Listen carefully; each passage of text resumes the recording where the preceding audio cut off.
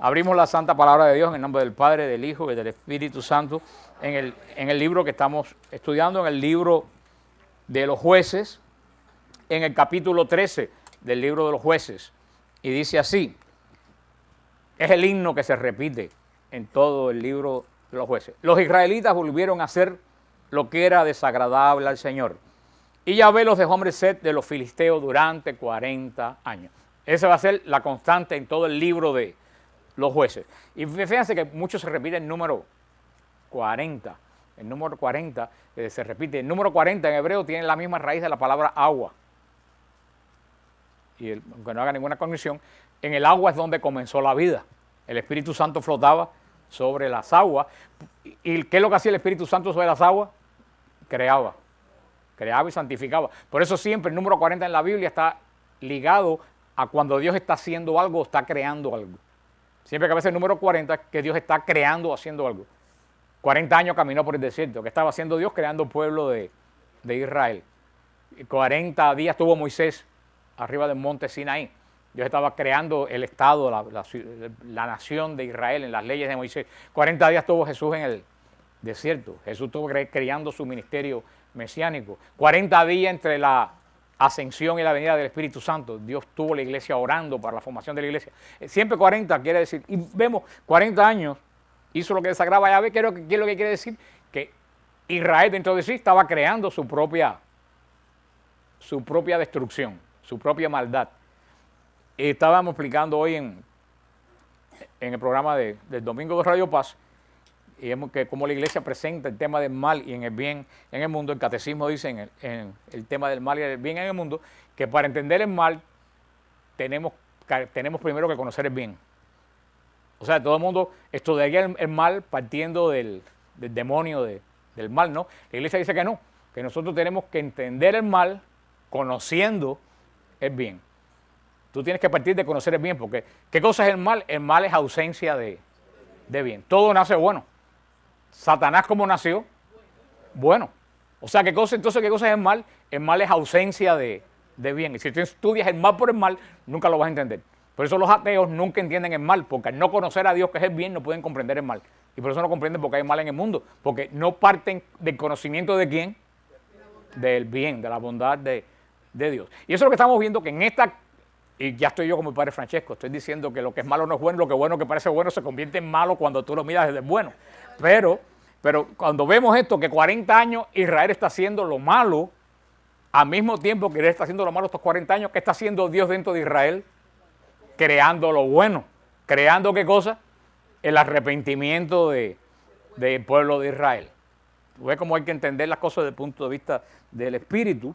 Y aquí, como siempre, el Señor lo deja a merced de los enemigos de Israel. ¿Quiénes son los enemigos en este caso en Israel? Los filisteos. Hemos visto que han sido los madianitas, ¿se acuerdan? Que son los árabes cuando vinieron en la época de Gedeón. Han sido la gente de Moab. Han sido diferentes los canaanitas. Ahora son los filisteos, que son la gente que vivían en la costa, cercano entre el Líbano, entre el puerto este de Líbano que existe todavía, ¿cómo se llama? Trípoli. Entonces, aparte de, no Trípoli, hay un puerto que está más abajo del Líbano que fue bombardeado hace poco entre Israel y el Líbano, no me acuerdo ahora, Tiro, del puerto de Tiro. Toda esa parte de ahí era la parte de los filisteos. Y los filisteos, al apartarse del amparo, de la misericordia de Dios, ¿se acuerdan? En la medida que el hombre se aparta de Dios, el mal ocupa el lugar que ocupaba Dios, viene el mal a Israel. Y dice en el versículo 2, había un hombre de Sorá, de la tribu de Dan, llamado Manoac. Ya sabemos de qué tribu es Sansón. ¿De qué tribu? De la tribu de Dan. Su mujer era estéril y no había tenido hijos. ¿A quién le recuerda eso? A Sara. El ángel de Yahvé, se le apareció a esta mujer y le dijo, mira, eres estéril y no has tenido hijos, pero concebirás y darás a luz un hijo. En adelante guárdate de beber vino ni bebida fermentada y no comas nada impuro, porque vas a concebir y a dar a luz un hijo. No pasará la navaja por su cabeza, porque el niño será nazireo de Dios desde el seno de su madre. Él comenzará a salvar a Israel de la mano de los filisteos. La mujer fue a decírselo a su marido. Un hombre de Dios ha venido donde mí. Su aspecto era como el ángel de Dios, muy terrible.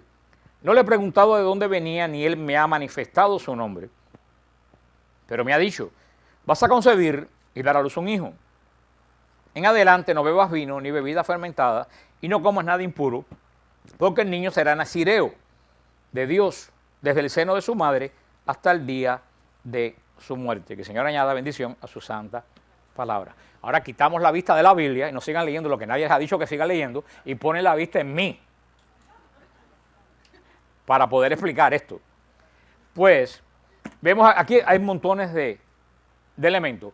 Antes, lo primero de todo que vemos es una mujer estéril, una mujer que no puede concebir. ¿Qué cosa era la mujer estéril en la antigua alianza? Un símbolo de una persona que estaba fuera de la gracia. En la antigua alianza, no estoy diciéndolo ahora, estamos en la antigua alianza. ¿Por qué? Porque ¿cuál era la esperanza de Israel? La venida del Mesías. Y si una mujer no podía tener hijos, quiere decir, para la mentalidad israelita, que Dios la había apartado de la línea de engendrar al Mesías. Por eso, la esterilidad era una maldición en Israel. ¿Quién fue estéril antes de esta mujer? Sara. Fíjate que esto nos pone en contacto con Sara. Y aquí estamos en presencia de algo, que estamos en algo de presencia que es muy importante, de una anunciación. Una mujer estéril que no puede concebir, un ángel que se aparece y le dice que va a concebir un hijo varón. Un hijo varón. Entonces hay un patrón que yo se lo he dicho a ustedes montones de veces, que se llama precedencia bíblica. ¿Se acuerdan lo que es la precedencia bíblica? Como tienen cara como nunca en la vida haber oído lo que quiere, a no ser Sara, que se acuerda por su tocaya atrás y digo con la cabeza que sí sabía lo que era. Como ustedes tienen la idea que nunca en la vida había mencionado eso aquí, precedencia bíblica quiere decir que un hecho en el Nuevo Testamento se repite en el Antiguo Testamento. Casi todos los hechos del Nuevo Testamento tienen una precedencia bíblica. ¿Dónde? En el Antiguo Testamento. En el Nuevo Testamento tenemos dos anunciaciones angélicas en el Nuevo Testamento. ¿Cuáles? La de Isabel y la de María. En el Antiguo Testamento tenemos dos anunciaciones angélicas.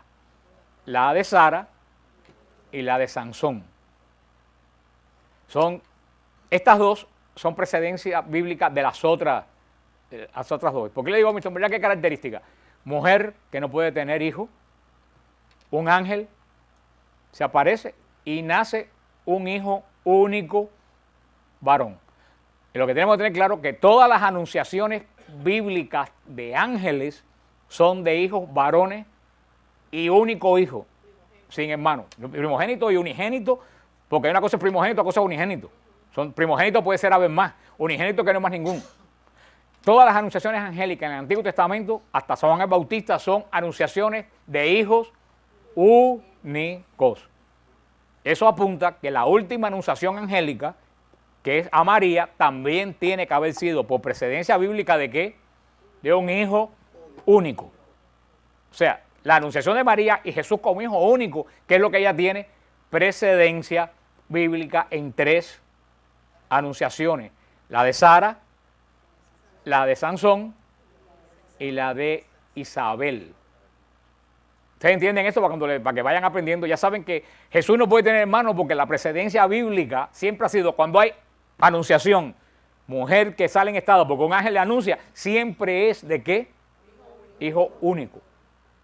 Único. Por eso ya de antemano sabemos que la anunciación de María no puede tener más hijos porque eso rompe porque la precedencia bíblica van hablando de un hecho se va a repetir detrás del otro con las mismas características y las mismas consecuencias. Eso es la precedencia bíblica. Entonces vemos que esto ya nos está apuntando a la anunciación de Jesús. Una anunciación por un ángel de hijo varón, hijo único consagrado a Dios. Ahora vemos la diferencia. ¿Cuál es la diferencia en las tres anunciaciones anteriores y la anunciación de María? ¿Cuál es la diferencia? Que María no era estéril y las otras tres anunciaciones era estéril. Ahora, aunque esto lo puede confundir un poco más de lo que están, pero estas tres anunciaciones anteriores a la de María pertenecen al Antiguo Testamento. Y ustedes van a decir, bueno, pero Juan está en el Nuevo Testamento, ¿no? Juan está en el Nuevo Testamento, pero Juan pertenece a la Antigua Alianza. Juan no pertenece a la Nueva Alianza. Juan es de la Alianza Judía, porque ¿cuándo comienza la Nueva Alianza?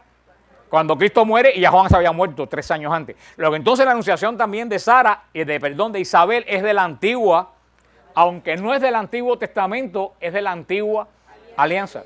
Tenemos que entender que Zacarías, Isabel, Simeón, Ana, todos ellos eran de la Antigua, inclusive María y José eran de la Antigua Alianza. Y José murió en la Antigua Alianza.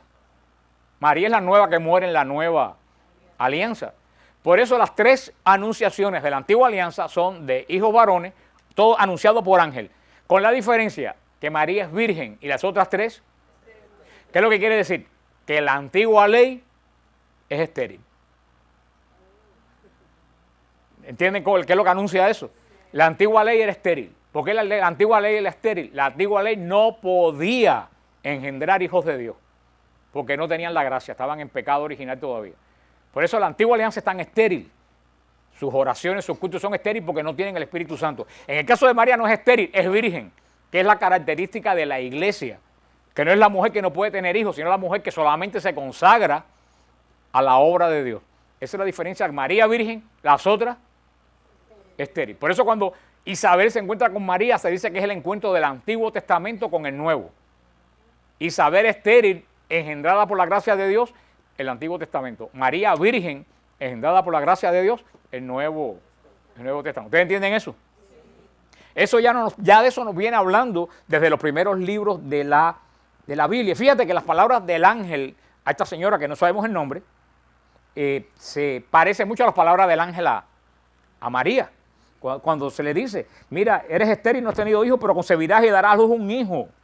En adelante, le da ese consejo, guárdate de beber vino, le da todos estos consejos, porque dice, porque este niño va a salvar a Israel. Él comenzará, fíjate, no dice que él no va a salvar, él comenzará a salvar a Israel. La mujer, claro que esta mujer no era María, corrió a decírselo al esposo. Sabemos que María no se lo dijo a nadie, ella confió en el plan de Dios. Esta gente no tiene la gracia.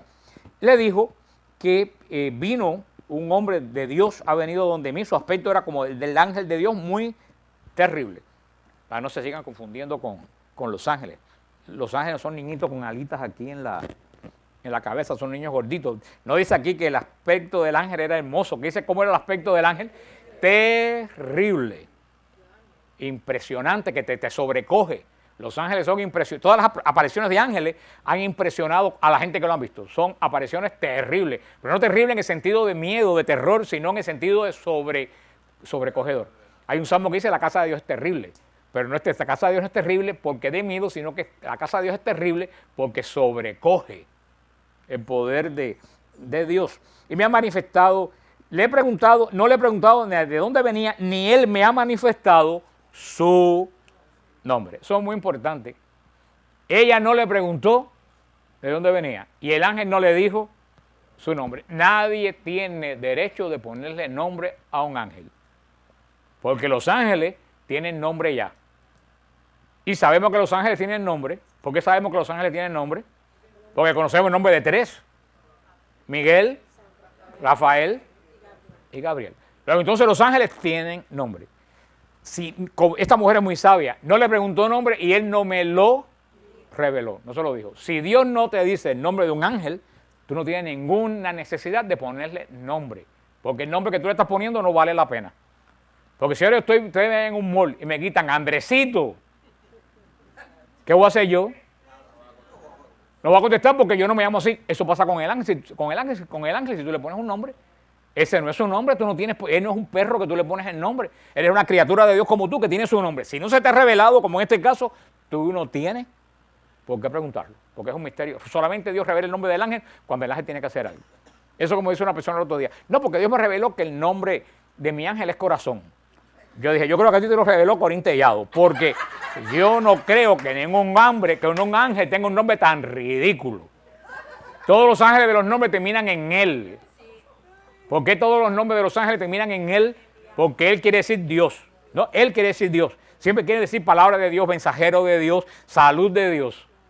porque están relacionados a la obra de Dios. O sea, no hay necesidad de preguntarle el nombre al ángel, y si él no te lo ha revelado, tú no tienes ninguna necesidad de saberlo, porque que Dios te asignó a ti, tú no tienes que llamarlo nunca, porque siempre está contigo.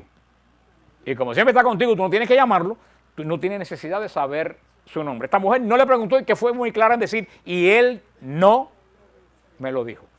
Punto. Esta es una mujer sabia, pero me ha dicho que este niño se avanzó. Sigue diciendo en el versículo 8, Manoach invocó a Yahvé, le dijo, te ruego, Señor, que el hombre de Dios que has enviado venga otra vez donde nosotros y nos enseñe lo que hemos de hacer con el niño cuando nazca. Dios escuchó a Manoach y el ángel de Dios vino otra vez donde la mujer cuando estaba sentada en el campo. Manoach, su marido, no estaba con ella. La mujer corrió enseguida a informarse a su marido y le dijo, mira, se me ha aparecido el hombre que vino desde mí el otro día. Manoach se levantó y siguiendo a su mujer llegó donde el hombre y le dijo, ¿eres tú el que has hablado con esta mujer? Él respondió, soy yo. Y le dijo Manoach, cuando tu palabra se cumpla, ¿cuál deberá ser la norma de conducta del niño? El ángel de Yahvé le respondió a Manoach, deberás tenerse él de todo lo que le indiqué a esta mujer. No probará nada de lo que proceda de la vid, no beberá vino ni bebida fermentada, no comerá nada impuro y observará todo lo que yo le he mandado. Manoach dijo entonces al ángel del Señor, por favor vamos a retenerte y te vamos a preparar un cabrito, porque Manoach no sabía que era el ángel de Yahvé. Pero el ángel de Yahvé dijo a Manoach, aunque me obligues a quedarme, no probaré tu comida. Pero si quieres preparar un holocausto, ofréceselo a Yahvé.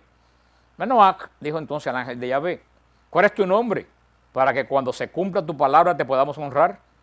El ángel de Yahvé le respondió, ¿por qué me preguntas el nombre si es misterioso? Manoach tomó el cabrito y la oblación y le ofreció un holocausto sobre la roca a Yahvé que actúa misteriosamente. Manoach y su mujer estaban mirando. Cuando la llama subía del altar hacia el cielo, el ángel del Señor subía en la llama. Manoach y su mujer lo estaban viendo y cayeron rostro en tierra. Al desaparecer el ángel de Yahvé de la vista de Manoach y su mujer, Manoach se dio cuenta de que era el ángel de Dios. Y dijo Manoach a su mujer, seguro que vamos a morir porque hemos visto a Dios. Su mujer le respondió, si Yahvé hubiera querido matarnos, no habría aceptado de nuestra mano el holocausto ni la oblación, ni nos habría mostrado todas estas cosas, ni nos habría hecho oír tales cosas ahora mismo. La mujer dio a luz un hijo y lo llamó Sansón. El niño creció y Yahvé lo bendijo. Y el espíritu de Yahvé comenzó a agitarlo en el campamento de Dan, entre Sorá y Etaol. Que el Señor añada bendición a su santa palabra. Es muy interesante esta segunda parte. El libro de Sansón es muy interesante. Y es una pena que para muchas personas Sansón es una especie de mitología griega, un Hércules fuerte. Y Sansón no es ninguna mitología griega. Sansón es un personaje del Antiguo Testamento como Abraham, como Isaac, como Jacob. Y el cine nos ha separado a Sansón de la palabra de Dios. Sansón es un personaje tan judío, tan hebreo, como lo puede decir Jacob. Y no solo es un personaje hebreo, Sansón es un juez de Israel, a la altura de Gedeón, a la altura de Débora, a la altura de Otoniel, a la altura de un salvador del pueblo de Israel. Y fíjate qué interesante que todos los padres debían hacer tener la actitud de Manoach. Cuando Manoach invocó a Yahvé, fíjate lo que le dice, te ruego, Señor, que el hombre de Dios que has enviado venga otra vez donde nosotros y nos enseñe lo que debemos hacer con el niño que nazca. Esa es la oración que debían hacer todos los padres. ¿Por qué? Porque ningún niño viene con un manual. Ningún niño viene con un manual.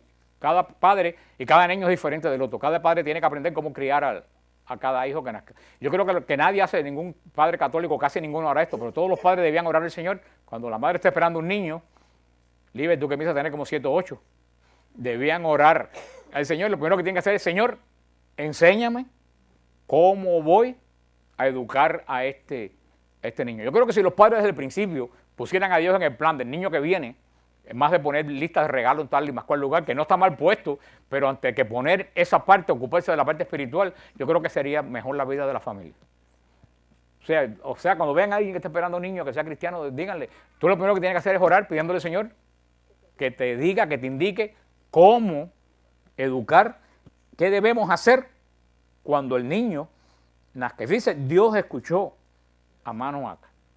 Cuando tú le preguntas al Señor, el Señor te indica, porque le vuelvo a decir, cada niño, aunque le den los mismos regalos, aunque vivan en el mismo cuarto, en dos camas iguales, con ropas iguales, cada niño es totalmente diferente del otro. Porque hasta las huellas de nosotros, menos las de Mildred que se le desaparecieron, las huellas de nosotros todas son totalmente diferentes, unas de otras. Y yo creo que el error muchas veces de los padres es querer comparar un hijo con el otro. Y esas comparaciones matan la creatividad del hijo muchas veces, porque comparas uno con el mayor o con el otro y tienes que ser como tu hermano. Nadie tiene que ser como nadie, cada cual es como el Señor lo hizo. Tú lo que tienes que pedir es discernimiento, cómo educar a cada uno de los muchachos con las características que cada muchacho tiene. Por eso creo que esta relación de Manoah en el libro de Sansón tiene mucho que enseñarnos. Y el ángel de nuevo se apareció y la mujer llamó a informar a Manoah. El ángel le repitió toda la información que le dio primero a la esposa y vemos lo mismo que hizo Sansón. Él trató de discernir si esta persona es una persona humana o una aparición de Dios. ¿Y con qué lo discierne? Vamos a darle algo de comer. Él sabe bien que un ángel no puede comer, ni va a comer. O sea, él dijo, si comen, es un hombre cualquiera, no está gastando una broma. Pero ¿qué dijo el ángel? Lo mismo que con Gedeón. Ofrécelo. Y otra cosa que es hermosa, dice que cuando el holocausto se empezó a consumir, el ángel subió junto con el holocausto. Y fíjate, que de la oración que hacemos en la Eucaristía, que el santo ángel lleve la oración a la presencia de Dios. Dice el sacerdote que esta ofrenda sea llevada a tu presencia por manos del santo ángel. Siempre que uno presenta alabanza, adoración, holocausto a Dios, como en la Eucaristía, en la oración de cada uno de nosotros, siempre el ángel de uno sube con la oración a la presencia de Dios. Ese es el misterio de los ángeles. Por eso también los ángeles son de cierta forma intercesores.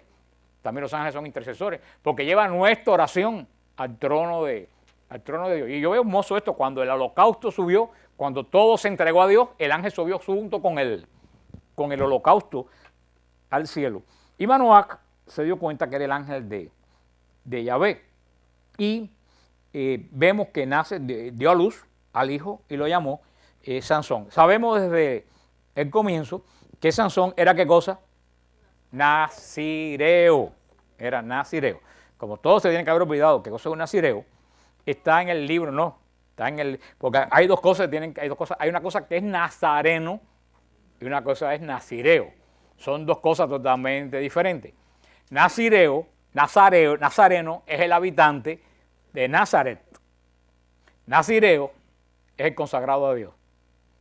Jesús es nazareno. ¿Por qué? Porque vivió muchos años, casi 20 años, en Nazaret. Por eso es nazareno, porque él es habitante, como los de Jerusalén se llaman jerusalemitanos y los de Belén, betlemitas. Jesús es nazareno por la ciudad, pero Jesús no es nazireo en absoluto. Vamos a ver después por qué Jesús no es nazireo. Y para entender el nazireo, tenemos que regresar a Números 6, si lo quieren anotar para que después lo vean. Número 6, del 1 al 8, y dice así: el Señor ordenó a Moisés que le dijera a los israelitas, cuando un hombre o una mujer, no solo los nazireos eran hombres, había nazireos mujeres, cuando un hombre o una mujer haga un voto especial, un voto que lo consagre al Señor como nazireo, deberá abstenerse de vino y de otras bebidas fermentadas. No beberá vinagre de vino ni de otras bebidas fermentadas. Tampoco beberá jugo de uva, ni comerá uvas ni pasas, mientras dure su voto de nazireo. No comerá ningún producto de la vid, desde la semilla hasta la cáscara.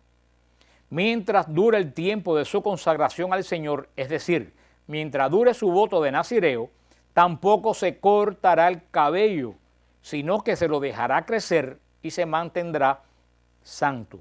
Dice en el versículo 6, mientras dure el tiempo de su consagración al Señor, no podrá acercarse a ningún cadáver, ni siquiera en caso de que muera su padre, su madre, su hermano o su hermana.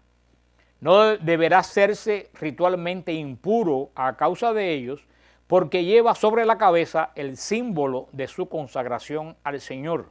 Mientras dure el tiempo de su consagración al Señor, se mantendrá santo. Eso es lo que dice el libro de Números 6, del 1 al 8, sobre el nazireo. Vemos que el naziriato era un voto tanto de hombre como de mujer de consagración a Dios. Un nazireo era alguien que por un tiempo de su vida, como me imagino que los monjes de clausura fuera por un tiempo, por 3 años, 4 años, que la gente hiciera voto, voy a hacer 10 años monje o monja. Eso era un voto de consagración a Dios. Y no, en el caso del nazireo era por un tiempo, el tiempo que ellos decidieran hacerlo. En el caso de Sansón vamos a ver después que es diferente. En este caso, ¿qué es lo que tenía que hacer un nazireo? El objetivo de un nazireo lo dice al final de todo esto: se mantendrá santo. El nazireo era una persona que se consagraba en holocausto a Dios. ¿Se acuerdan que hablamos de la hija de Jefté la semana pasada? Que Jefté le ofreció, ella no se ofreció, a ella lo ofrecieron como holocausto totalmente a Dios. Y una persona que se ofrece totalmente a Dios, en esa persona no puede haber mal. Y si no puede haber mal, esa persona tiene que ser totalmente santa. El objetivo de un nazireo, de una nazirea, es vivir en santidad. Ahora bien, el concepto de santidad que tenemos nosotros no es el concepto de santidad que tenían los israelitas. El concepto es el mismo, pero la esencia es diferente. Porque ¿cuál es el concepto de santidad de los israelitas? No hacer lo que desagrada a Dios. Y el del voto de consagración de nosotros también es no hacer lo que desagrada, es agradar a Dios, como dice Arnold. Lo de ellos era no desagradar a Dios, el nuestro es agradar. Y parece lo mismo, pero no es lo mismo. Porque tú puedes no desagradar a Dios, pero tampoco agradarlo. Con el concepto que en el Antiguo Testamento casi todos los signos de consagración eran externos, no eran internos. Porque los signos de consagración en Israel todo era externo. Por algo que les dije ahorita que era símbolo Isabel, la madre de Sansón y Sara. No tenían la gracia. Al no tener la gracia, no tenían vida interior. Y al no tener vida interior, toda la santidad se reducía aquí a lo exterior. Por eso le dice, no puede tocar nada que esté fermentado. No puede tocar más nada, ni uva, ni nada que se fermente. ¿Por qué? Porque en Israel lo fermentado es lo contrario a Dios. Una cosa que se pudre quiere decir que para pudrirse se muere, ¿no? Dios no muere, Dios no se pudre. Por eso Cristo no pasó por la pudrición y resucitó el tercer día. Por eso el vino, todo eso era uva fermentada. Por eso el nazireo no podía tocar nada que estuviera fermentado. Tampoco podía tocar nada que estuviera muerto, porque la muerte en Israel era lo opuesto a Dios, que es vida. Por eso no podían tocar los cadáveres de la familia, no podía tomar vino, porque recuérdense que el vino nace de la fermentación de la uva. Y el signo externo de la consagración era no cortarse el pelo. Porque en Israel todo el mundo se cortaba el pelo, pero cuando alguien en Israel ve a alguien con el pelo largo, ya era un signo externo de que esa persona estaba consagrada a Dios internamente.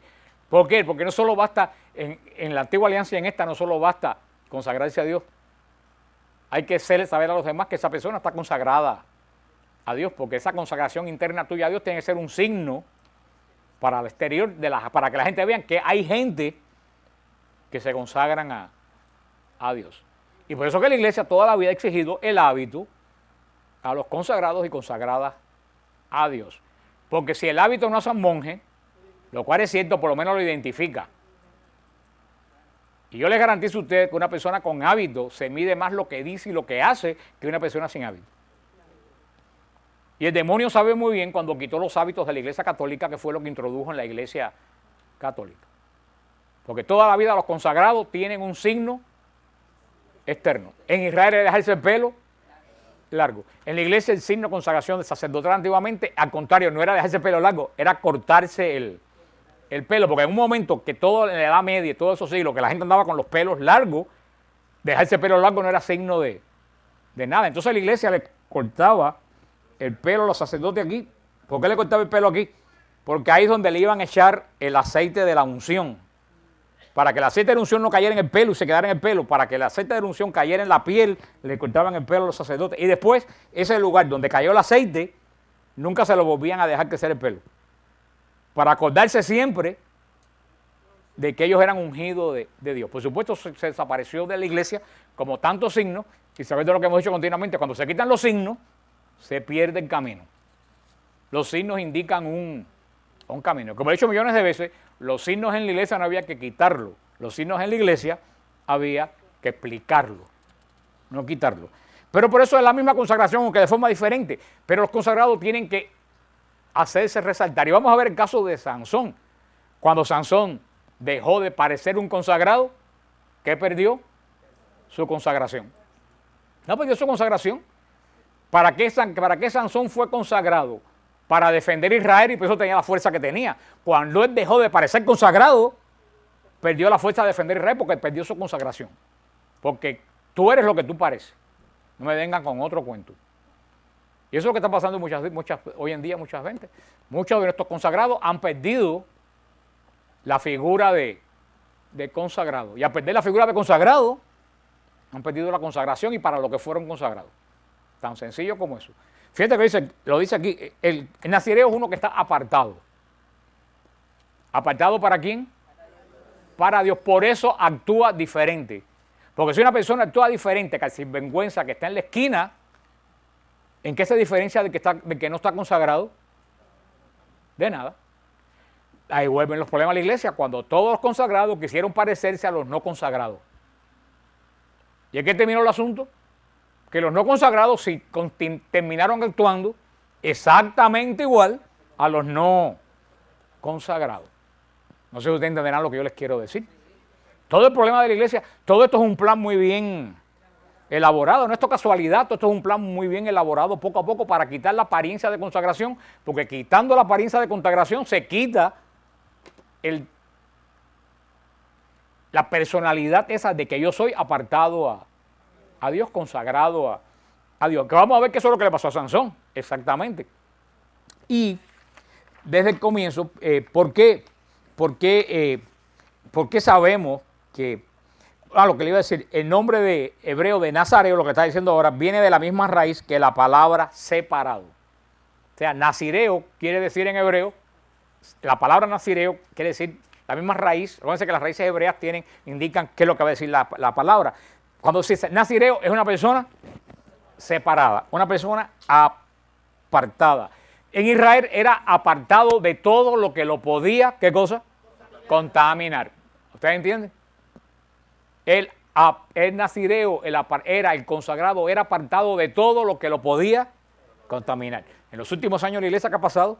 Que nuestros consagrados, en vez de apartarse de lo que lo pueden contaminar, se han unido con los que lo pueden contaminar y han terminado contaminados.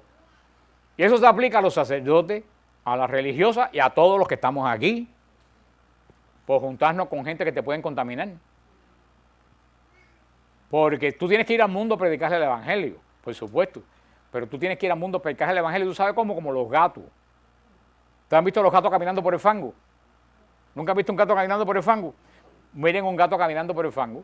Él pone una pata y la sacude. Pone la otra y la sacude. Así el cristiano tiene que caminar en el mundo predicando el evangelio. Porque si tú sigues y no estoy haciendo un chiste, yo estoy haciendo una cosa muy seria. Tú no puedes ir a predicar el evangelio a los que te pueden contaminar metiéndote en el churre que tienen ellos. Tú tienes que ir a predicar el evangelio a ellos con mucho cuidado de no contaminarte tú. Y si tú eres débil y crees que te puedes contaminar, no vayas.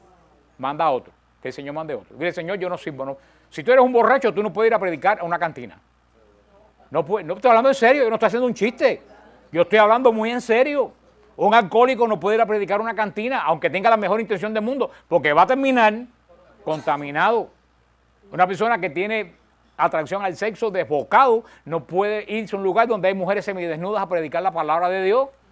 No puede.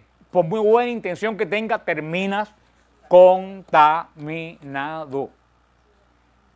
Si eres apartado para que no te contamines. Yo creo que el gran problema que tenemos es que estas cosas no se están explicando en la iglesia. No se explican, y yo creo que los mismos consagrados lo saben. Yo no sé si se lo explicarán, pero era un tiempo en que el consagrado se dedicaba a servir exclusivamente a Dios. había una gran diferencia. Había nazireos desde el vientre, cuando un nazireo desde el vientre de la madre, lo era para siempre. Hay una diferencia muy grande. Nazireo desde el vientre de la madre, como en el caso de Samuel, es consagrado desde el vientre de la madre. Ese voto era para siempre. Había, era consagrado desde el vientre de la madre. Había nazireos que hacían votos temporales, como una promesa, voy a ser consagrado a Dios por 20 años. Cuando cumplía, Pablo tuvo un tiempo, hizo nazireo. San Pablo, recuérdense que él subió a Jerusalén a cortarse el pelo. Cuando lo agarraron en el templo y subió a cortarse el pelo en el templo, vamos a ver después en Hechos de los Apóstoles, porque parece que había hecho un voto de nazireato y fue al templo cuando lo cogieron los judíos. Y era de cierta forma una protesta en sentido que en un mundo de los filisteos, que la borrachera y la decadencia y la generación que había entre los filisteos era una bofetada en la cara que una persona se consagrara a Dios, y no solo que se consagrara a Dios, que exhibiera que era consagrado a Dios con el pelo. Por eso todo en la historia de Sansón está mal tomada. El pelo se toma de una forma banal. La fuerza no estaba en el pelo, la fuerza estaba en el voto de consagración que él tenía. El pelo simplemente era el signo externo de lo que él estaba comprometido a hacer. Cuando Sansón pierde el pelo, vamos a ver después, es que ya hacía rato que había perdido su consagración. ¿Y para qué le servía el signo si ya no tenía la esencia que él tenía de consagrado a Dios? Vemos cómo el Señor prepara al pueblo de Dios metido, porque todo esto viene por desobedecer la orden de sacar totalmente, erradicar el pueblo pagano del medio de ellos. El nazireo tenía la misma forma de consagración al Señor que el sumo sacerdote. El sumo sacerdote era consagrado a Dios exactamente igual que, de hecho, el sumo sacerdote, su voto era de nazireo. Por eso era el voto de que no podía tocar ningún muerto. Por eso se acuerdan cuando el sacerdote iba subiendo para Jerusalén, vio una persona que él asumió que estaba muerta y le dio la vuelta. Porque si él estaba en contacto con un muerto se volvía impuro, porque Dios es todo vida. Y no se puede tocar algo que sea todo muerte. Hay unos versos también que da el Señor sobre el nazireo que dice: si de improviso alguien muere junto a él, la consagración de su cabeza quedará anulada. Su consagración, porque el voto estaba, el signo de la consagración estaba en la cabeza. Por eso el signo de la unción del sacerdote es en la cabeza. Y por eso cuando uno le impone las manos, ¿dónde te imponen las manos? En la cabeza. En la cabeza. Así que al cabo de 7 días, en el día de su purificación, deberá rasurarse la cabeza.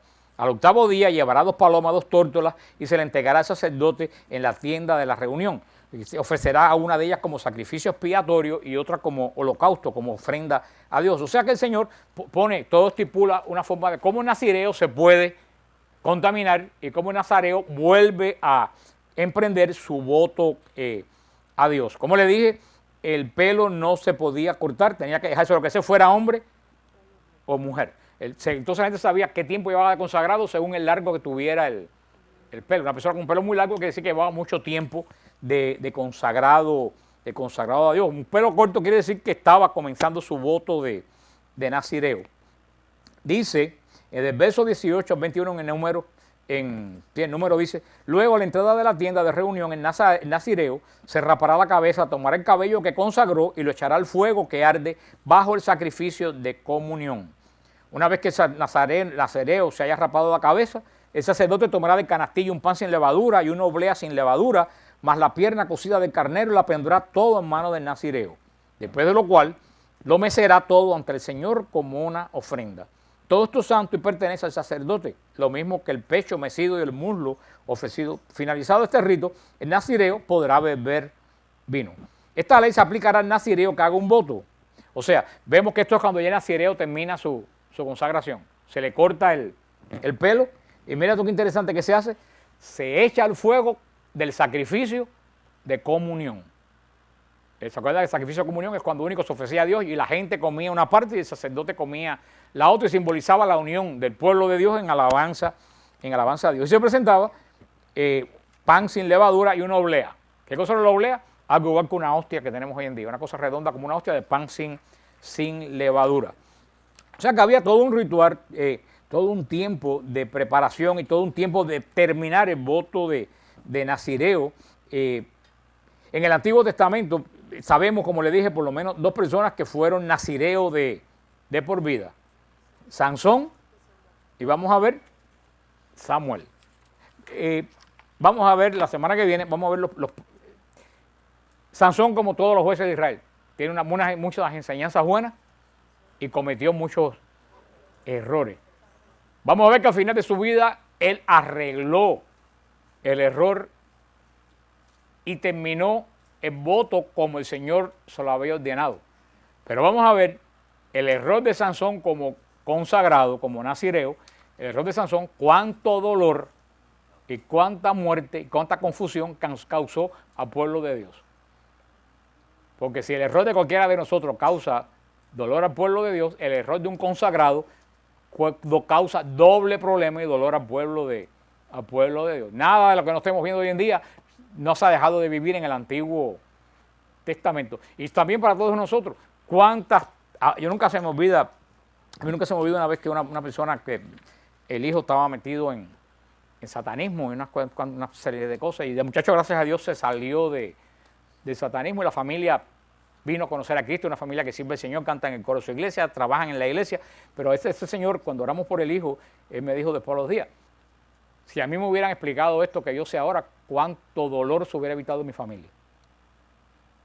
El Señor liberó al muchacho y todo, pero hemos vivido años de dolor, que si esto alguien me lo hubiera dicho, y yo también le dije, sí, hermano, nadie te lo dijo, pero tú tampoco te interesaste en buscarlo. Así que hay culpa de ambas. Nosotros por no decirlo, y tú por venirlo a buscar cuando tienes el agua. Porque también le dije a ellos, también te pudiera decir, si tú hubieras buscado esto antes, cuántos errores en tu familia no te hubieras evitado. Lo que es muy fácil siempre culpar a alguien de los propios errores. Pero vamos a ver el tema, como les dije, el tema de Sansón es un tema extremadamente interesante y es mucho más importante que los que nos presenta Hollywood y las películas, lo que conocemos de Sansón. Puedo decir que esto para quitarnos de la mente un poco la imagen de Sansón, un tipo fuerte que es una especie de Rambo, qué sé yo, no nada de eso.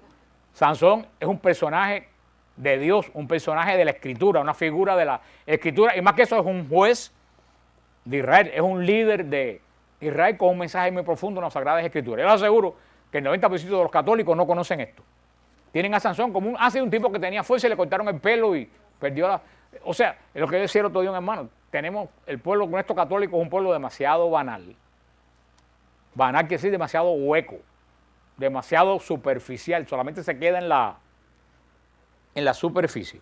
Ahora en estos 5 minutos que nos quedan, vamos a hablar brevemente antes de los anuncios, de esto que ha pasado con la renuncia del Santo Padre Benedicto XVI, que el Señor guarde y conserve. Pero yo creo que la gran confusión del pueblo de Dios es que yo creo que la mayoría de la gente no sabía que un papa puede renunciar. Un papa puede renunciar, y no de ahora, de toda la vida. Que no haya sucedido no quiere decir que no pueda. El derecho canónico establece, el derecho canónico es la ley de la iglesia. Y ustedes pueden entrar al internet y ponen derecho canónico y les salen decenas de web de derecho canónico. Está como el catecismo por punto. Y es muy fácil de leer. La ley para los sacramentos, la ley para los sacerdotes que cometen felonías en la iglesia, la ley de los consagrados, es como la constitución jurídica de un país, es la ley canónica, es la ley de la iglesia.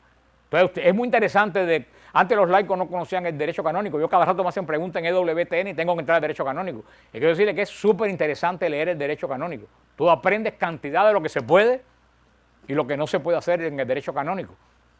Y el derecho canónico estipula desde siempre que un papa puede renunciar. De hecho, que el oficio papa no existe en la Iglesia Católica. A los sacerdotes se consagran, ¿no? Se le impone y se ungen. A los obispos se consagran, se le imponen las manos y se ungen. Al papa no se consagra. ¿Qué es lo que se hace con el papa? No, se elige, pero se hace una misa y se presenta. Este es el obispo de Roma. No se hace nada, ninguna congregación, no hay ningún rito, o el papa no se ordena ni nada. El papa es simplemente, ¿qué cosa? Un obispo que ocupa el obispado de la diócesis de Roma, que por ser el obispado sucesorio de San Pedro, tiene primacía sobre todas las otras sucesiones apostólicas.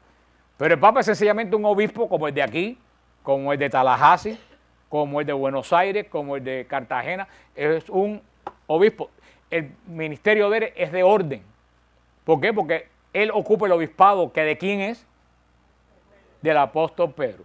Pero no hay ningún tipo de... O sea, Papa es una palabra griega que quiere decir padre. Papa quiere decir padre, nada más. Y a todos los obispos en la iglesia primitiva le decían papa, padre. Lo que pasa es que con el tiempo la palabra se fue limitando al obispo de Roma, que era el padre de la cristiandad. Pero todavía, por ejemplo, al dirigente de la iglesia copta en Egipto le dicen papa. Acaba de morir el papa Shenúa, que era el jefe de la iglesia copta, eligieron otro papa ahora. O sea, es un título muy antiguo que se perdió en Occidente y quedó solamente para el obispo de Roma. Pero lo que quiero que ustedes entiendan es que no hay ninguna ordenación de un ministerio de la iglesia que se llame papa. En la iglesia solamente hay diácono, presbítero y obispo. En la iglesia no hay nada más que esas tres cosas. ¿Qué cosa es un cardenal? Un obispo que tiene derecho a votar en la elección del obispo de Roma y que tiene que ayudar al papa. Es un obispo que ayuda al papa en la gestión de la iglesia. Se llama cardenal porque están encardinados en Roma. Todo cardenal tiene una iglesia en Roma. Cada cardenal tiene una iglesia en Roma porque él tiene su residencia en Roma porque su obligación es ayudar al Papa en el gobierno. Por eso es la palabra cardenal, de la palabra incardinal, que quiere decir vivir en, estar en, afiliado a. Entonces, cuando me dicen, ¿dónde está la palabra cardenal en la Biblia? Digo, no está. Y la de Papa no está, porque si está la palabra episcopo, y eso es lo que es el Papa, y son los cardenales. Luego entonces, los papas sí pueden renunciar, con la diferencia, es más, todos los obispos tienen que renunciar obligatoriamente a los 75 años. Cuando un obispo por ley canónica llega a los 75 años, ¿qué es lo que tiene que hacer? No existe, no hay excepción para nadie, a no ser que el Papa lo extienda por 1 o 2 años mientras aparece alguien más. No hay excepción. El único que no está obligado a renunciar es el Papa. ¿Por qué? Porque el Papa le pide la renuncia a los obispos, pero al Papa nadie tiene autoridad para pedirle al Papa la renuncia porque es la cabeza de la iglesia. ¿Ustedes entienden por qué el Papa no renuncia? Y el derecho canónico dice que nadie puede obligar al Papa a renunciar, ni él tiene que consultar a nadie para renunciar. El Papa solamente tiene que hacer lo que hizo. Y lo dijo muy claro. El Papa conoce muy bien el derecho canónico. Él dijo, yo libremente renuncio al oficio de obispo de Roma. O sea, yo creo que muy poca gente lo sabían allí cuando él lo dijo. Cogió a todo el mundo de sorpresa porque no tiene que consultar a nadie. Eso pasó. A Juan Pablo II lo quisieron obligar. Y él dijo, no. Por ley canónica a mí nadie me puede obligar a renunciar. O sea, un papa libremente puede renunciar y sigue siendo un obispo de la Iglesia Católica. Un hombre, me imagino que es preeminente porque fue jefe de la Iglesia. Pero hay un nuevo Papa, que es el sucesor del obispo Pedro. Tal como Favarola, el arzobispo de Miami, ya no es el arzobispo de Miami. ¿Dejó de ser obispo? No. Igual pasa con el Papa. Sigue con la misma honra, con el mismo, pero es un obispo. Pues ya, obispo emérito, de este caso, obispo emérito de la diócesis de Roma. De la diócesis de Roma. Hay varios papas que han renunciado. El primer papa que renunció fue el Papa Clemente. El Papa Clemente ejerció el obispado de Roma del año 88 al año 97. Y es el famoso Papa Clemente que escribe la carta a los corintios, arreglando el problema que se formó en época de San Pablo con los corintios. Es la famosa carta de Clemente a los corintios, que es un padre de la iglesia. Clemente renunció al obispado de Roma en el año 97 en favor de Evaristo, otro papa que vino después de él. Decidió que los católicos, que él sabía que iba a ser preso, y él decidió que iba a renunciar para que los católicos no se quedaran sin un obispo. El Papa Ponciano, en el año 230, dejó su cargo a favor del Papa Antero, otro papa que vino después de él. El Papa Silverio, en el año 536, renunció a favor del Papa Vigilio. Un poco más complicada fue la historia de Benedicto IX, el 10 de marzo del año 45, porque primero renunció a favor de otro obispo y después retomó el cargo y lo volvió a entregar porque no estuvo contento con la persona que asignaron. En esa época no había cónclave. En esa época el Papa designaba a su sucesor. Todo el cónclave es del siglo III, del siglo XIII en adelante. Uno de los papas más conocido que renunció fue el Papa Celestino V, que es conocido como el Papa del Gran Rechazo. Y fue él renunció en el año 1294. ¿Qué pasó con el Papa Celestino? Y es muy importante el Papa Celestino porque está muy ligado a este Papa. El Papa Celestino era un ermitaño que vivía en una cueva en lo alto de unas montañas en Italia. Y la iglesia en el 1200 se encontró, ya había cónclave, se encontró con un problema muy grande porque había reyes que estaban presionando al cónclave para que eligieran un rey francés, otros estaban presionando al papa, los reyes de España para que eligieran un papa español, y había un conflicto tan grande en el cónclave que los cardenales decidieron elegir papa a Celestino, que era un eremita que vivía por 30 o 40 años en una roca solitario. Y allá fueron los cardenales y yo me imagino que para espanto de Celestino le anunciaron que era papa. Ustedes se imaginan una persona que vive en soledad por 30 años, sin no con peor que ahora, sin ningún tipo de contacto, comiendo raíces, que le digan. Entonces lo bajaron, lo llevaron al Vaticano, lo ungieron papa, inclusive él dormía en el piso. Él no podía dormir en las camas del Vaticano, llevaba muchos años durmiendo en el piso, seguía durmiendo en el piso, pero al mes él se dio cuenta que él era un hombre espiritual de vida de contemplación y que él no tenía dotes para gobernar la iglesia. Él dijo, se puede ser muy santo, pero para gobernar la iglesia no solamente hay que ser santo, hay que tener dotes de gobierno. Y Celestino no tenía la menor idea cómo funcionaba un gobierno. Y al mes y pico, Celestino renunció y volvió a subir a su montaña donde él vivió y es santo hoy en día, el Papa Celestino V. El último papa que renunció fue el Papa Gregorio XII en el 1415. Y en ese momento el Papa Gregorio XII vivió el Gran Cisma de Occidente. ¿Cuál fue el Gran Cisma de Occidente? Fue un momento que hubieron 3 papas. Estuvo el Papa de Roma, elegido canónicamente, obispo de Roma, pero los cardenales franceses en Aviñón escogieron otro papa. Y para complicar la cosa, unos cardenales españoles eligieron otro papa, que es el Papa español de la peña que es valenciano, el Papa Luna, que fue un papa muy terco, que nunca quiso renunciar, pero se quedó solo en su castillo en Valencia, porque ¿qué fue lo que hizo Gregorio XII? Él renunció al obispado de Roma y el otro papa francés renunció para que todo el mundo pudiera elegir un nuevo papa y se acabara el cisma. Pero este Papa León II, Gregorio XII, estaba válidamente elegido. Pero es para evitar que se acabara todos los líos, se eligieron un nuevo papa, porque el papa es un oficio, un ministerio de la iglesia. Entonces han habido una serie porque yo dije que el Papa Celestino está muy unido a Benedicto XVI, y eso no se ha dicho, creo que lo dijo Scott Hahn nada más. En el 2009, Papa Benedicto visitó la tumba de Celestino V, y dice que estuvo mucho tiempo orando en la tumba, en el 2009, dice que estuvo mucho tiempo el Papa orando en la tumba de Celestino V, el Papa que se dio cuenta que no estaba capacitado para gobernar la iglesia. Y el Papa tuvo un gesto que ningún Papa lo ha tenido antes. El Papa se quitó el palio, que es esa cinta que se pone alrededor del cuello, se quitó el palio y lo puso arriba de la tumba del Papa Celestino. Y en el 2010 el Papa volvió a visitar la tumba del Papa Celestino y estuvo orando estoy seguro que que el Papa ha meditado, no es una decisión repentina. Y es muy singular la relación de este Papa con el Papa Celestino.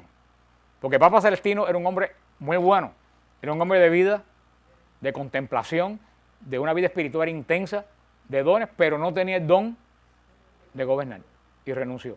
Yo asumo por la relación de este Papa con el Papa Celestino que Benedicto XVI habrá dicho, mi vida es la oración. Y yo me doy cuenta que yo no estoy capacitado para enfrentar los retos que tiene la iglesia. Y para mí lo mejor que hizo fue lo que hizo. Como casi todos los católicos han dicho en el Canal 7, porque yo decidí no oír canales latinos, porque es un asco como nuestro pueblo se expresa. O sea que yo ni tomo el trabajo de oírlo, porque yo siempre digo que los muertos entierren a sus muertos, y ellos están muertos. Pero en el Canal 7, increíblemente, han llevado hasta ahora con mucha elegancia. Y a todas las personas que entrevistaron ayer, todos decían, católicos en la Ermita, en Santa Marta, todos decían, esto que ha hecho el Papa es una obra del Espíritu Santo. El Espíritu Santo que guía a la iglesia le indicó que tenía que... Y yo lo admiro, y yo estaba diciendo en el programa de radio, que en esta oración que hacemos nosotros, define el pontificado de Benedicto XVI. Porque fíjate lo que decimos en la oración nosotros desde que Benedicto fue elegido Papa. Señor, fuente de la vida y la verdad eterna, otorga a tu pastor Benedicto XVI un espíritu de valentía y juicio recto. Eso para mí, esa oración define el pontificado de Benedicto XVI. Valentía y juicio recto. Ha sido un hombre que ha tenido la valentía de decir, yo me doy cuenta que yo estoy incapaz para hacer esto. Y ha tenido juicio recto de darse cuenta cuando una persona se tiene que retirar. Porque otra gente se empeñan en seguir a pesar que no pueden. Y eso entorpece la labor. Y eso a todo nivel de ministerio de... Cuando el Señor te dice, ya, una persona de Dios dice, ya. O sea que yo creo que si a mí me dijeran qué caracteriza el pontificado de Benedicto, decía que es un espíritu de valentía y juicio recto. Él tomó esta decisión, no sabemos por qué la tomó. Yo me inclino a pensarlo por su relación con el Papa Celestino. Yo me inclino a pensar que eso es lo que él... Algunas personas en el Vaticano dijeron que todo esto se empezó a notar a partir de la visita del Papa a Cuba.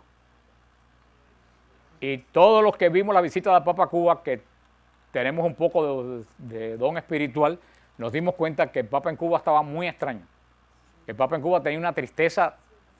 ¿Qué pasó ahí? Él estaba muy alegre en México, pero llegó a Cuba como si el mundo se le hubiera caído encima. Yo no sé espiritualmente qué pasó ahí, pero el Papa, lo dijo un oficial del Vaticano, que fue the turning point, el punto de no regreso, dijo, fue el viaje a Cuba. Dice que después de la misa de Santiago, él tuvo que descansar un día entero para la misa de La Habana, porque no podía dar las dos misas y seguir con el proceso que tenía de visita. Y ustedes saben el problema espiritual que hay en Cuba, que es una batalla infernal lo que hay ahí. Yo estoy seguro que esto no fue una cosa improvisada. No sabemos si es que el Papa también sabe que está enfermo, no lo sabemos. Es muy significativo que haya presentado su renuncia el Día de los Enfermos, el 11 de febrero, que es el día cuando la Iglesia ora por los enfermos. O sea que hay muchas cosas que nosotros no sabemos. En el Vaticano han caído millones de rayos porque un pararrayo más grande de Roma está arriba del techo de la Basílica de San Pedro. Lo que pasa es que la gente anda con la tontería del rayo que cayó ahora, cuando continuamente caen rayos de todo tipo y habidos y por haber, como en todos los pararrayos de las catedrales del mundo. Así que yo creo que ese rayo lo mandó el demonio para confundir más a la gente, ¿no? A los que le gustan todas esas cosas de fenomenología extraña. Pero en este caso yo creo que lo que el Papa ha hecho ha sido muy sabio, de que él se va a quedar en el Vaticano viviendo. El Papa dentro del Vaticano, y es muy significativo donde el Papa va a vivir, porque dentro del Vaticano Juan Pablo II erigió un monasterio de clausura dentro del Vaticano. Y en ese monasterio de clausura, todos los años una orden de clausura del mundo diferente va a vivir un año. O sea, no vive la gente toda la vida. Una vez al año, la congregación que estaban las carmelitas, vinieron los de las benedictinas, todos los años esa congregación termina el año y se va, y viene otra congregación. ¿Y qué es lo que hace ese monasterio de clausura dentro del monasterio? Ellos están orando las 24 horas delante del Santísimo por la iglesia. Si ustedes van a la Basílica de San Pedro y ustedes entran a la capilla del Santísimo Sacramento, que está del lado de acá, van a ver siempre a dos monjas con unos velos cubiertas con la cabeza y todo, con unos velos delante del Santísimo. Ellas son de esa congregación, que continuamente delante del Santísimo, la Basílica, hay dos monjas de la congregación orando por las intenciones del Papa y de la Iglesia. Entonces al Papa le van a construir un cuarto en el monasterio y él va a vivir en ese monasterio. Y fíjate que interesante, ¿a dónde regresó el Papa Celestino? A su cueva a orar. El Papa regresa al monasterio a orar. El Papa le pidió 2 veces la renuncia a Juan Pablo II, cuando él era cardenal prefecto de la Congregación de la Fe. 2 veces le pidió a Juan Pablo II la renuncia y 2 veces el Papa Juan Pablo no le aceptó la renuncia. Él tenía por muchos años pensado renunciar e irse a un monasterio. Y de hecho, cuando el cónclave él había empacado ya, había mandado todos sus libros a un monasterio de clausura, cuando le eligieron Papa, porque eso es lo que él quería hacer, porque es un hombre de oración. Y que haya escogido un monasterio donde están las monjas orando por la iglesia, él va a terminar su vida como el Papa Celestino, orando con esa gente en el corazón de la iglesia por la iglesia. A lo mejor yo pienso que eso el Espíritu Santo le pidió que terminara el ministerio de él dentro del Vaticano orando por la iglesia. Es lo que él es un hombre de oración. Y para nosotros es una bendición que esté dentro del Vaticano. Y yo creo que fue muy sabio, porque si se va a otro monasterio, ese monasterio se va a convertir en un circo. No, todas, incluyendo a nosotros, todas las peregrinaciones del mundo hubieran terminado pasando por el Sí, es lo normal, él supo muy bien. Dentro del Vaticano nadie puede entrar. Él se va a perder en ese mundo de oración donde nadie puede llegar ni interrumpir. El proceso ahora, el cardenal prefecto dijo que él cree que para Semana Santa ya haya papa, porque no tienen que esperar el tiempo que hay que esperar los 9 días de la muerte de un papa, porque el papa no murió.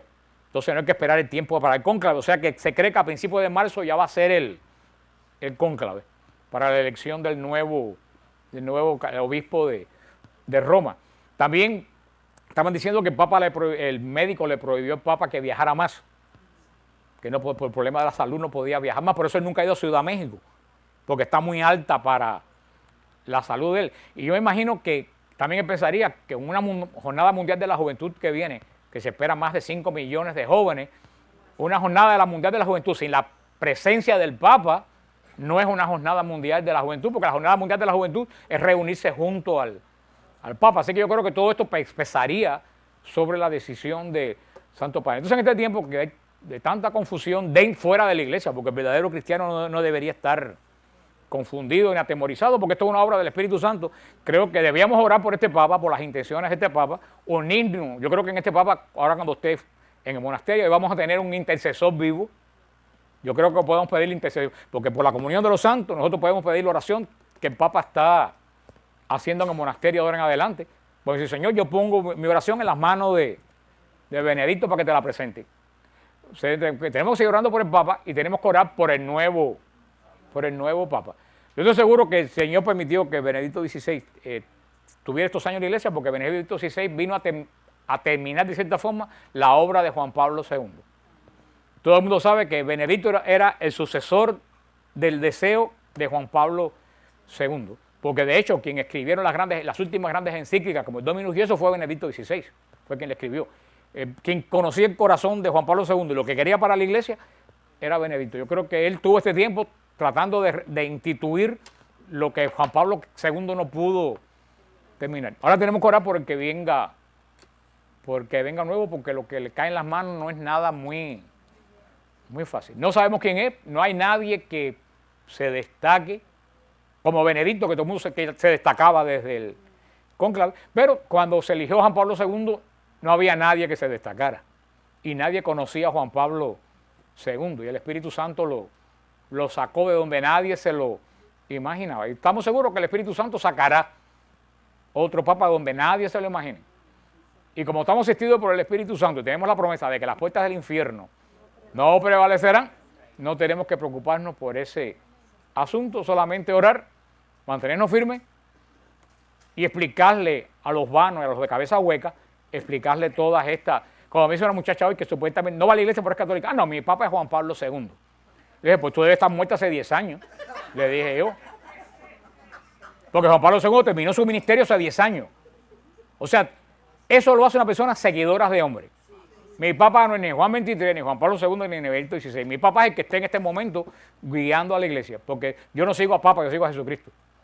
Y si yo honro al Papa es porque Jesús le dio ese ministerio. Si Jesús no le dio ese ministerio, el obispo de Roma fuera como otro cualquiera. Por eso nosotros honramos al Papa. O sea, nosotros somos seguidores del Papa que esté en ese momento. Yo admiro a Juan XXIII, yo admiro a Pío XII, admiro extraordinariamente a Juan Pablo I, admiro enormemente a Pablo VI y admiro enormemente a Benedicto XVI. Pero eso no me quita que al Papa que venga lo voy a mirar exactamente y voy a orar por él exactamente que hemos orado por Benedicto. Sé que hay generaciones que solamente conoció a Benedicto XVI como Papa. Digo, a Pablo II que estuvo casi 27 años. Hubieron generaciones que solamente lo conocieron a él y eso crea lazo entre la gente, pero eso es un caso muy poco visto en la iglesia. Todos los papas duran 6, 7, 8 años por motivo de su edad. O sea que yo creo que hay que quitar esa banalidad de la mente de él. No, mi papa tu papa es el que el Señor puso en este momento. Honra a Juan Pablo II, honra porque fue un gran hombre de la iglesia, pide su intercesión, pero eso acabó el asunto. Tu papa no es Juan Pablo II, tu papa es el que el Señor elija en este momento. Y el que venga, y el que venga, y el que venga hasta que se acaben los tiempos, que tú decías. Yo creo que nadie le va a decir el cardenal Ratzinger, todo el mundo le va a decir Benedicto XVI, pues una cosa de cariño, pero yo creo que eso no es no te hagas un gran lío por el señor, tanto diga Ratzinger como Benedicto, el señor sabe quién es. Él no se va a despistar porque sabe dónde va a estar y no va a estar en más ningún lugar. Yo siempre lo seguiré llamando Benedicto XVI, ese es el título que se ganó y el título que tiene en mi corazón.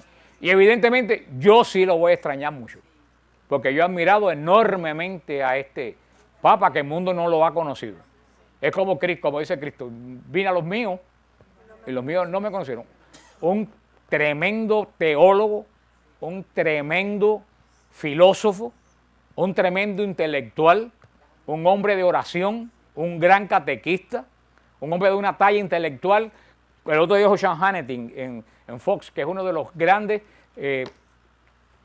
pensadores del siglo XX, Benedicto XVI. Y la Iglesia, ni nosotros ni nadie del mundo lo ha reconocido, los valores que tiene este Papa que el Señor ha levantado entre nosotros. Verdaderamente yo sí simpatizo mucho con él y yo sí lo voy a extrañar y me voy a acoger a su intercesión.